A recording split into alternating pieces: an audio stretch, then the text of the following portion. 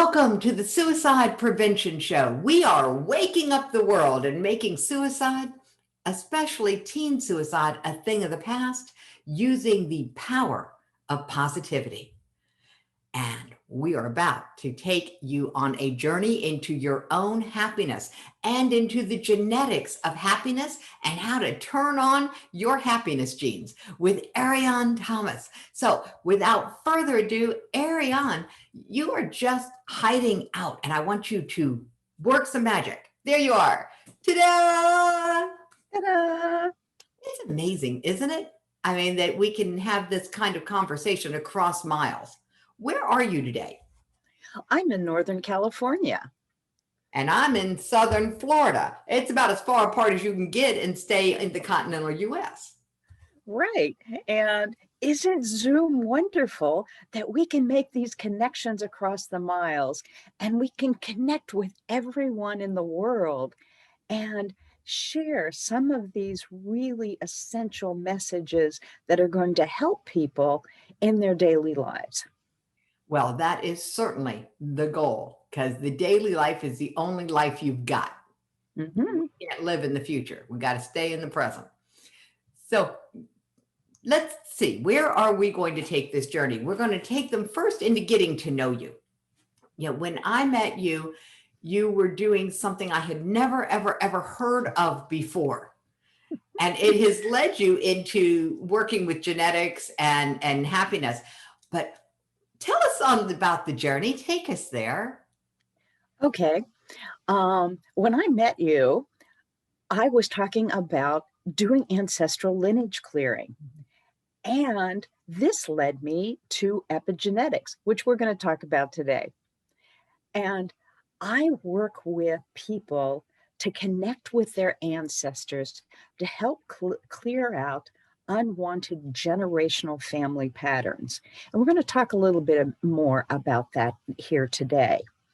And this means that we often inherit family beliefs and family difficulties from prior generations that continue to influence our present lives.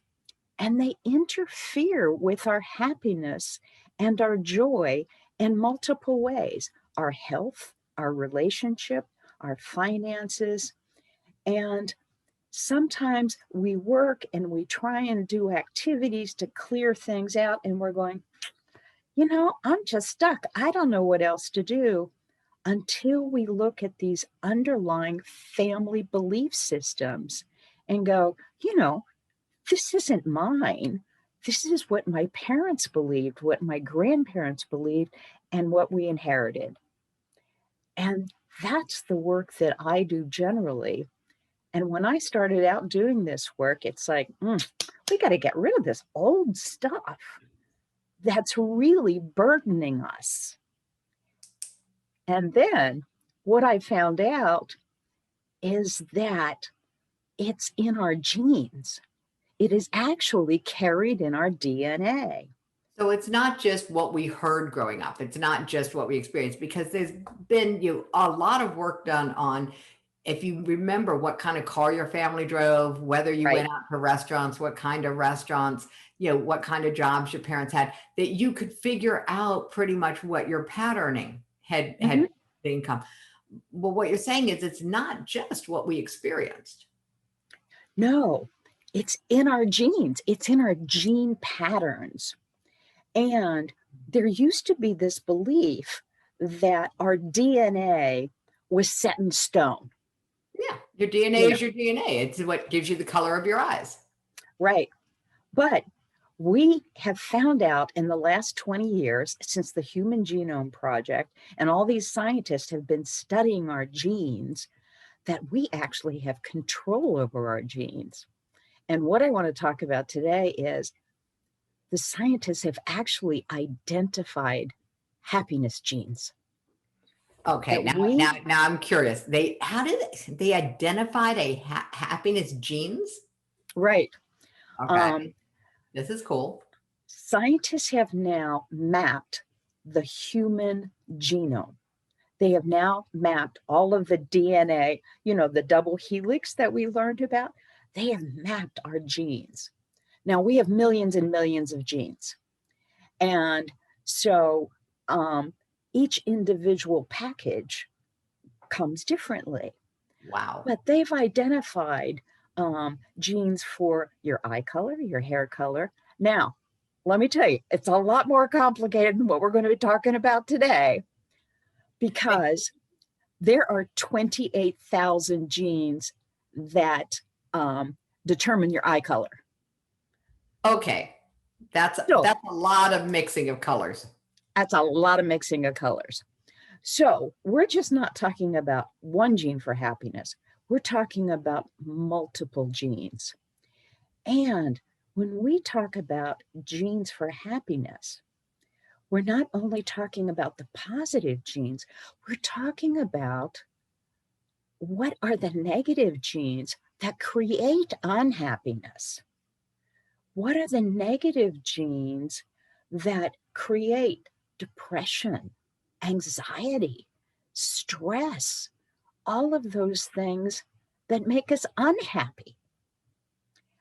Now, once they identified all these genes, what came out of these studies, which is magic? You were talking about magic a couple of minutes ago. What is really magic is the study of epigenetics. Epigenetics means what lays on top of the genes. Oh, What that means is that we all have genes. We inherit our genes from our parents, our grandparents, our ancestors. And it's like, okay, they're set, right? Wrong. What epigenetics tells us is that we have the ability to turn on certain genes and to turn off other genes. okay. That's interesting. So how do genes get turned on and off? They get turned on and off by several factors. One factor is our belief system. Okay, I believe that.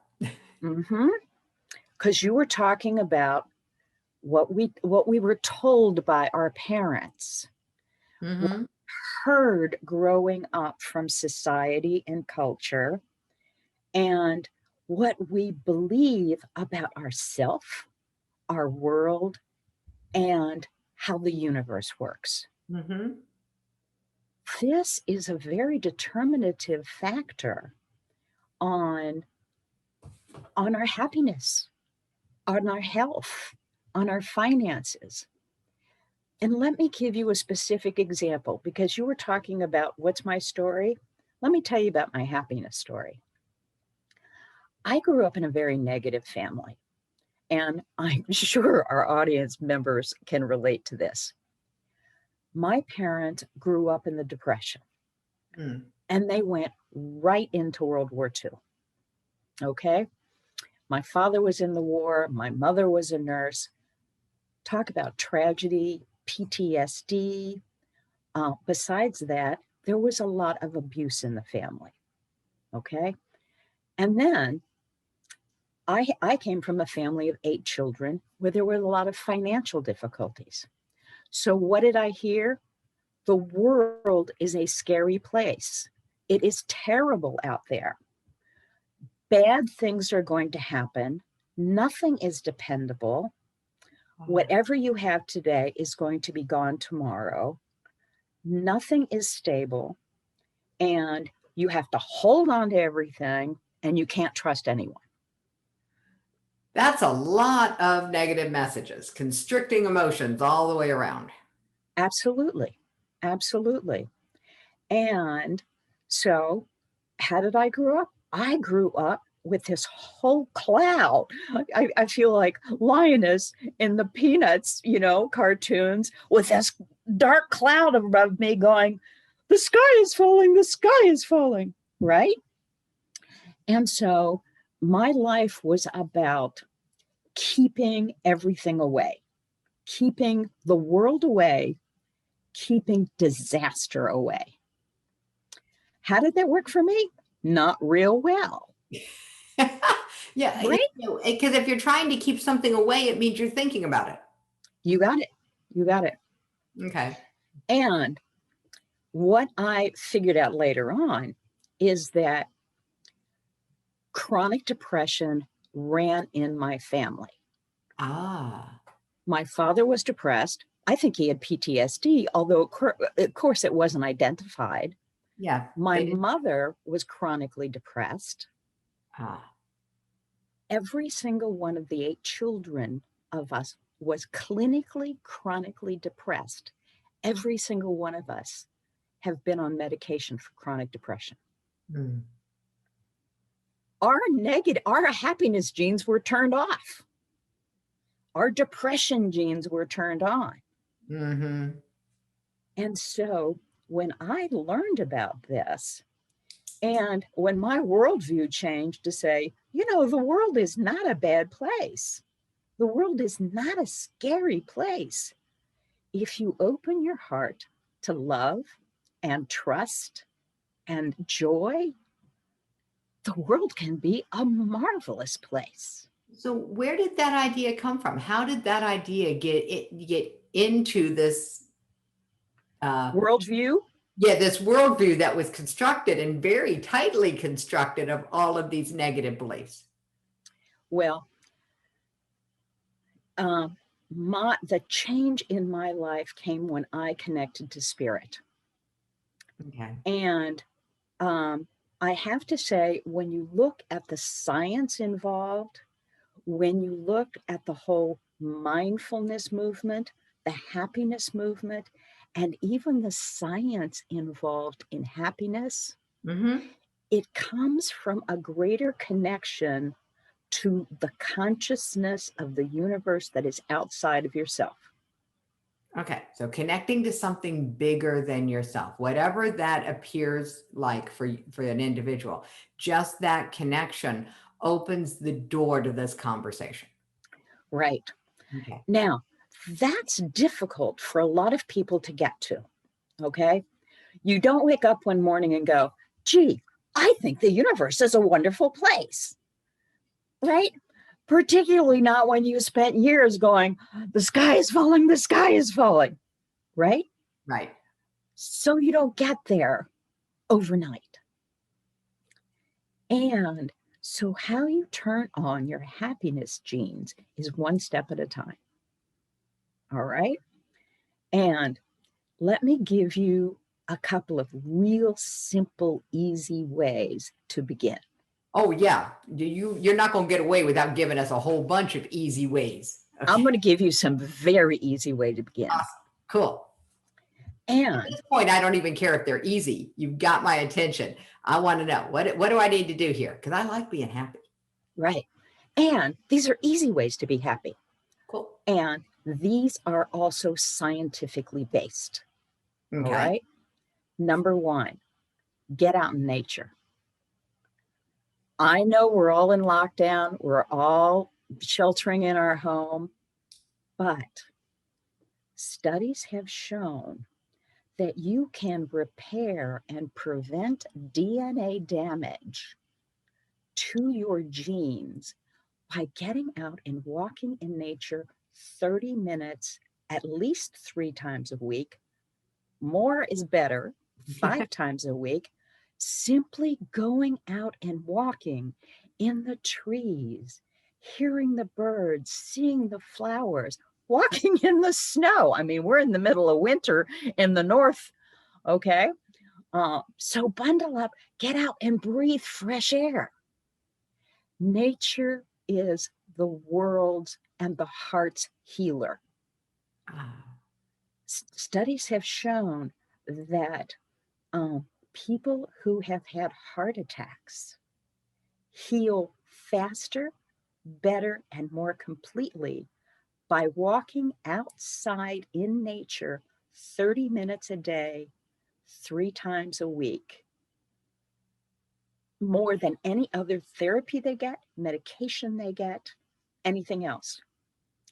Psychological studies show that people who go out and walk in nature cure depression without medication and better than any medication they have found. So simply getting out of the house and not walking on concrete in parking lots, but in the trees, hearing the birds, looking at plants and flowers and, mountains and oceans and rivers and lakes, touches our hearts deeply. Mm-hmm. Cool. It is essential because human beings lived outdoors in natures for millions of years before we ever built these huge high-rise buildings that kept us indoors. Yes, we did. And it's an interesting shift that has happened, that now we are spending the vast majority of our time inside rather than outside. And so spending all of your time inside could prevent your happiness genes from being turned on, is sort of what I'm hearing. It doesn't prevent it, but it helps turn them on. If you get outside. Got it. If you get outside. So that if you are feeling isolated, lonely, depressed, disconnected, unhappy, go outside. That's the first step. The second step, that is a huge step in turning on your happiness genes, is connecting with other people. And this is where the depression curve has spiraled upward in this last year. This is why suicide rates have gone up in the last year. It is certainly a contributing factor, and those rates have certainly gone up. Right. And this is why your show is so important at this time, because human beings are tribal people. We need human connection. We need heart connection. We need to see, feel, touch, hear, and connect on a deep level with other human beings. Mm-hmm. And more people are living alone at this time. There are more single people, there are more elderly people who are living alone. And that makes for a feeling of isolation, for a feeling of being lonely, and that contributes to depression. And thank goodness for Zoom. Thank goodness for social media. Thank goodness for cell phones where we can call people, talk to them. At least hearing and seeing helps us. Yes. The world is going to change because of COVID. And I have to tell you, Jackie, the one thing that I have missed most of all in this last year is hugs. Mm-hmm. Yes, we've been doing lots of virtual hugs. Yes. Good at yes. this. Yeah. And we're not going to get back to hugs real soon. And it's a little heartbreaking for me, but we'll do as many virtual hugs as we can. There you go. Everybody wrap your arms around yourself. It is a hug moment. And hug everybody virtually in your heart. Your family, your friends, your pets, your loved ones, all of those who are near and far, hug them and send them love from your heart. And the more you do this, the more you're going to feel connected, because studies have shown that it's not what we feel up here in our heads that turn on our happiness genes. It's what we feel in our hearts. We have as many, if not more, neurological connections in our heart than we do in our brain. And so when we connect with our heart and open our hearts to the beauty, to the love, to the compassion in our life, it turns on the joy in our life, the happiness in our life. And when we connect with others, it turns their happiness on too.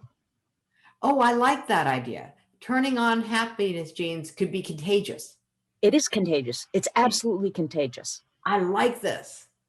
Because when we're talking about genetic influence, Mm-hmm. like I told you, I came from a very negative household. My parents were depressed. My siblings were depressed. We had all this negativity around us. What that did is it created a vibration and a resonance that affected everyone in the family. When you create happiness for yourself, that vibration resonates out to everyone around you. So that when you greet the mailman, even with a mask on, and you smile, your eyes are smiling, your heart is smiling, your head is smiling, and your smile flows outward to everyone around you. I go to the mailbox to pick up my mail. I see a neighbor. I say hi. I smile with my eyes, even if I have my mask on. And you know what? I get a smile back. So, what we feel, what we exude from our bodies, minds, and spirits affect those around us. Got it. That's really, really important to remember that we Mhm. impact everyone around us by how we're feeling. So it's not just about, am I having a good day? It's about, am I bringing the world up or not? Yes, indeed. Let's get to tip number 3. All right, I'm ready. I got the first two written down. We've got Sure. nature and we've got connect with others. What's the third one?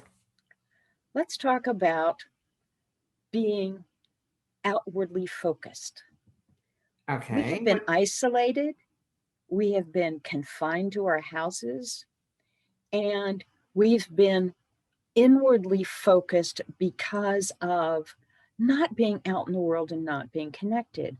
And when you focus on your problems, oh, I can't see anybody. Oh, I can't get out. Oh, I can't do my job because I can't market, because I can't sell, because I can't connect. You are focusing on your problems. You are focusing on, woe is me. The sky is falling. The sky is falling, right? One of the things that scientists have found is that when you give to someone else, when you volunteer, when you donate, when you reach a helping hand out to others, it creates endorphins in your body and it makes you feel good because you are creating a positive world. You are helping to contribute to a better world outside of yourself. And, I've heard responses that say, well, I can't volunteer because, this place is shut down and that place is shut down. And I can't go out and volunteer at the hospital and I can't volunteer here. You can always donate online. Like you're doing, Jackie, you're creating this whole movement. You can go on social media and contribute your time, energy, thoughts.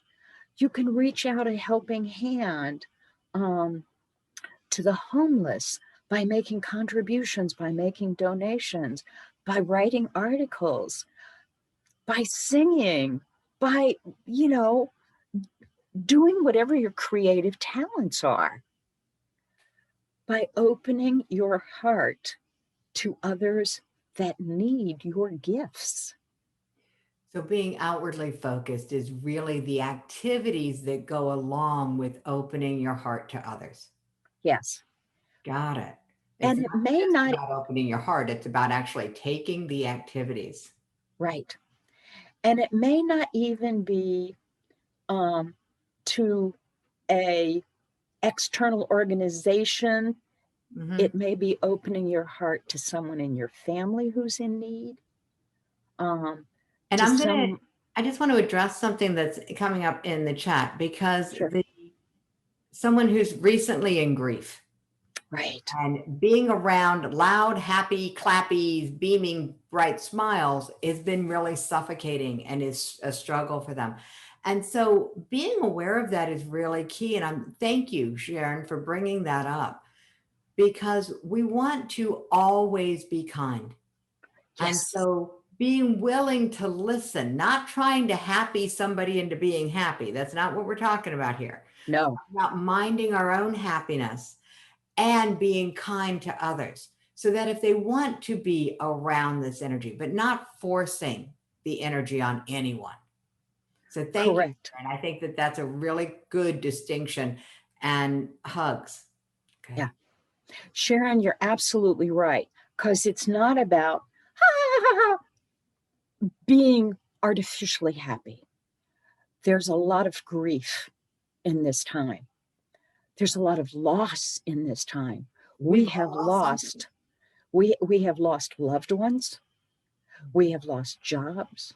We have lost pieces of our life that we will never get back again. And we need to grieve for those losses. Absolutely. That's where And compassion comes in. and it does. And that's a big piece. So part of focusing outward is about being compassionate. Yes. And compassion is not trying to change someone else. No. Passion is simply being willing to be there, to To just, support. yeah, to support, and to know that sometimes just being there Yes. is enough. Just to listen while they're in their grieving process. I was with a friend today who was grieving a huge loss. And I've had losses in my life. We all have. I mean, we can't be mature adults without having huge losses. And I just sat with her and said, yes, I know how you're feeling. It hurts. It hurts. You're braver than I am. I had to stop telling people that I know how you're feeling, just because somebody said there is no way, and I triggered a massive amount of anger, Right. because they absolutely needed to own that it was their experience. And since I wasn't inside their skin with their experiences and their history and their belief Sure. systems and their attachments, they were correct. I Yes. didn't know what they were feeling, but I could hold a space that says, I see you're in pain. Yes. And anger is a part of grief. It is. Anger is a part of grief. And you hold them in their anger. You hold them in their pain. Yeah. You hold them in their loss. And you let them be wherever they are in the process. That's a That really that cool thing. isn't a part of depression. Well, depression comes with grief. I mean, it does come with grief. I was depressed for ages after my husband died. You know, it was a tragedy. And we have had multiple tragedies in this time. And the only way to deal with it is to be with it and be with those in their losses. And know how to turn on your happiness genes so that you don't get stuck in depression, because that was what John was talking about earlier, where Yes. when his dad died, or no, Mm-hmm. yeah, when his mom died, he got stuck in that Yes. of the grieving process. And grief is not a linear process. It's No. a very much a messy place to be. And if you get stuck in one emotion, it really does take sometimes a village to Yeah. help you recognize and move forward. So for anyone in the grieving process right now, please look for your village. You can find it within our society here. You can find it within all of the speakers and their communities. Find your village. Allow us to be outwardly focused on your behalf Yes. until you're ready to be outwardly focused again. We know you will be. Sure. And the other thing that you can do, even during that grieving process, is, and this is another step in this turning on your happiness codes, And this is a quiet step that you can do at any time, is look around and see the beauty around you in the moment. Mm. And believe me, the first time somebody told me that, it's like, yeah, right. And then Amazing I what paid the brain can attention. screen out. Right. And then I started paying attention.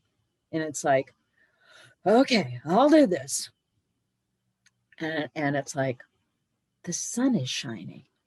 Isn't that nice? My cat is here, petting an animal, a cat, a dog, watching a fish swim, listen to a bird singing.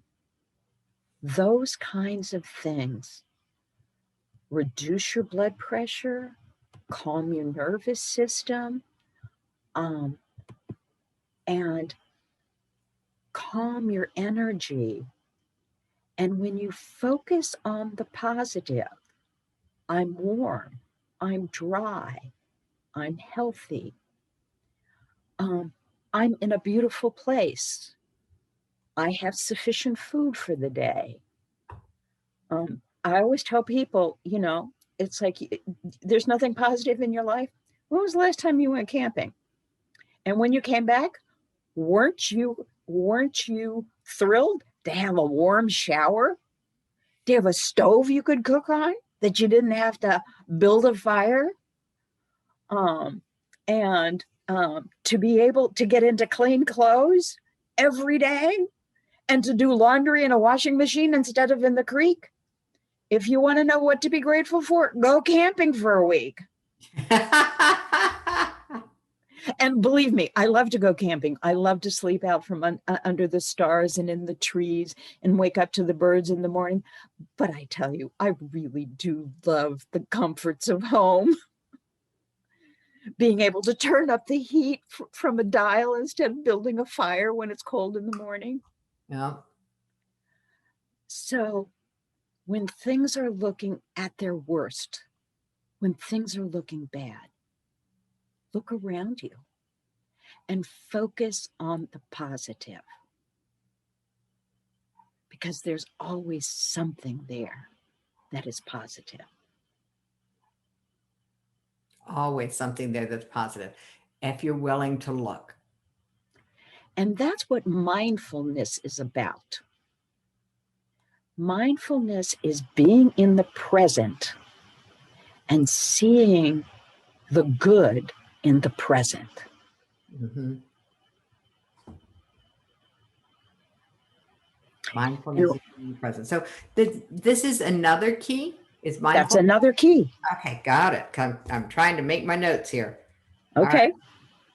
So now we've got a whole bunch. We've got nature, connect with others, focus outwardly, look for the beauty, focus on the positive. Are those the same? Were they in the same one together? I would say so. You can either break them into subcategories, or I would put them in the same category. Okay. Mindfulness and beauty, because when you're mindful, you see the beauty around you. But in addition to beauty, you also see the beauty in the hearts of others. You feel the goodness in others. You see the you see the soul of others, and the true well-being of others, and where you can connect on a soul level. We may disagree with other people on a myriad of things, lifestyle, politics, career goals, whatever, but on a soul level, we're all one. We're all one. We're all one. Yeah. So it's not only physical beauty, but it's also that universal quality of all life in all its forms. Cool.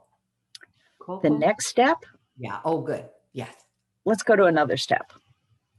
I'm ready. Gratitude. gratitude. And research studies have also shown that when you turn off the negative news at night, and I also recommend you don't wake up to negative news in the morning, but before you go to bed, if you write out a gratitude list of the wonderful things that have happened to you during the day, you sleep better. Your mind resets to a more positive attitude. Your heart resets to a more positive vibration and cohesion, so that you are orienting your whole life, your mind, your heart, and your dreams in a more positive form. There we go. So turning on your happiness genes can also turn on more positive dreams. Yes. Got it. And Cool. positive health. Yeah. It creates positive health. Cool. All right. Well, we'll practice that one right now. Everybody can go to the chat and put in one thing that you're positive for. And let's just shift the energy right here, right now for everyone connected on this call and see what happens. So go to the chat, put in one thing that you are grateful for. And all right, so now we've got a list that's got nature, connect with others, focus outwardly, look for the beauty, focusing on the positive and on mindfulness, and having a gratitude practice, especially writing out a gratitude list before you go to sleep. Did I get them all? Yes. Cool. All right. What's next? Is Well, that the last one out of the list? Because I wasn't sure. I was going to stop there because I didn't want to overload anybody. How many more things are on the list? Well, let's see. I have a program called 7 Steps to your turning on your happiness codes. Yeah, did I get 7 there, or have I stopped at 6? Well, let's see. 1, 2, 3, 4, 5. Depends on how we count. Oh, I know. I know one of the top ones, meditation. Ah, okay. Meditation has been shown to actually repair and prevent damaged genes. Now, the reason I forget that one is because I have been doing a meditation practice for the last 35 years. So it's incorporated in my life.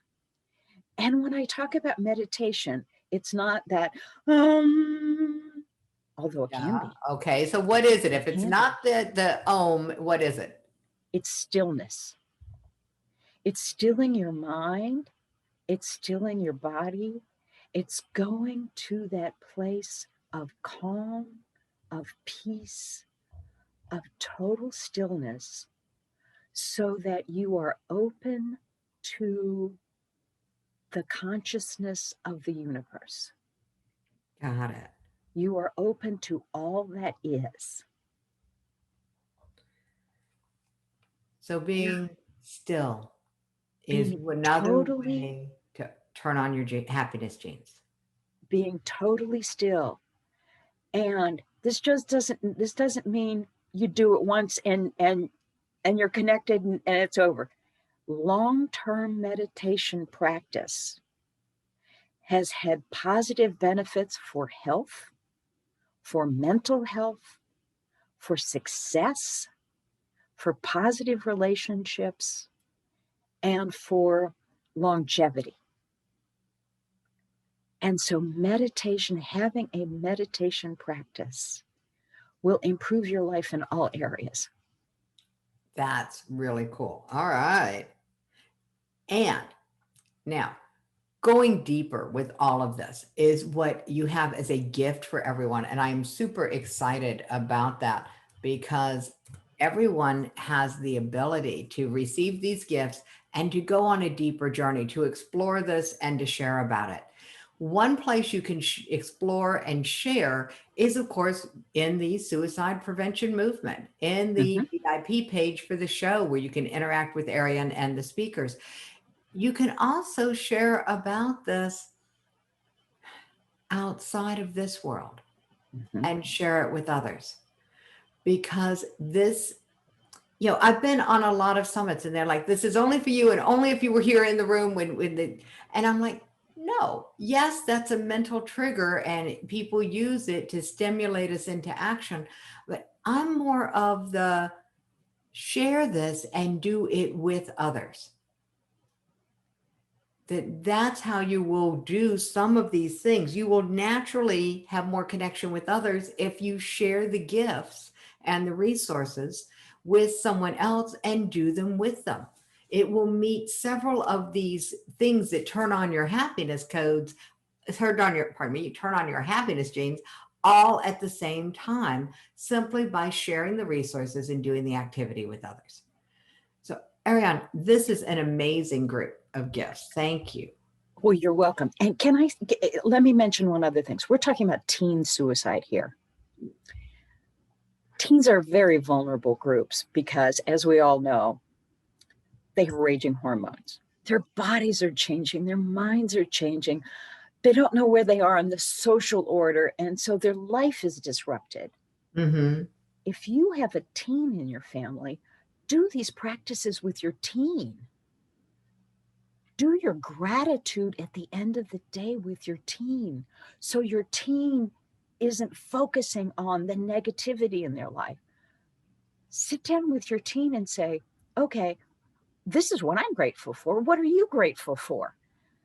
Refocus their life on the positive. Mm-hmm. Group meditation is powerful because when you meditate in a group, all of the energy of everyone in the group is focused on getting to that still, quiet place. Help your teen learn to focus on that still, quiet place, that positive place where you are all connected. Walk with your teen in nature. And, if they're going, oh, yeah, right, it's like, hey, did you see that hawk up there? Listen to those birds. What kind of trees do you like? Hey, look, the leaves are falling. Hey, look at that snowdrift. Get them to focus on what's cool, or have them point out to you what they like. So engage your teen in these activities and don't just say, hey, let's turn on your happiness codes. Let's go. It's like, engage them in things that will change their attitudes, change their focus, and create that positive atmosphere in your family and in their lives too. It's really important. And I'm glad you're bringing that up because, as valuable as these things are at all ages, there are different stages of our lives where we just are more vulnerable, Mm-hmm. especially to this slide into depressed thinking. So, engaging with other people, actually connecting, certainly not telling, but doing with them makes a huge, huge difference. And so I'm really happy that you brought that up, Ariann. And I'm really grateful that you were able to join us on the show. What a wonderful thing. And so thank you for making the time. Oh, it's been my pleasure, Jackie. I mean, we have been in a very negative space in this country and in this world Mm. because of the situation that we've been in this last year. And we don't need to bring that internally. We can keep our internal system in the positive, even if the external world is more focused on the negative, So because we uh, have control over the direction of our lives. okay, these are the practices that actually give us control over the direction of our Absolutely. lives. And prior to doing these kinds of practices, we were absolutely at risk of Mhm. bringing that negativity internally. And so that may have happened if you're dealing with, stuck in depressed thinking, if you're struggling in areas of your life to feel like there's hope, then these are signs that you have internalized the external negativity. And so using these 7 steps and the other resources from Ariann will help you flip those switches back so that you do have control over your attitude. And attitude may not be everything, but attitude is a precursor Mhm. to everything else, because without it, we don't take action. And so for actions, positive actions to be taken, you need a positive attitude. Turn on your happiness genes. There we go. That's the message. Absolutely. Turn them on. Thank you, Ariann. Oh, you're very welcome, Jackie. It has been my pleasure to be here.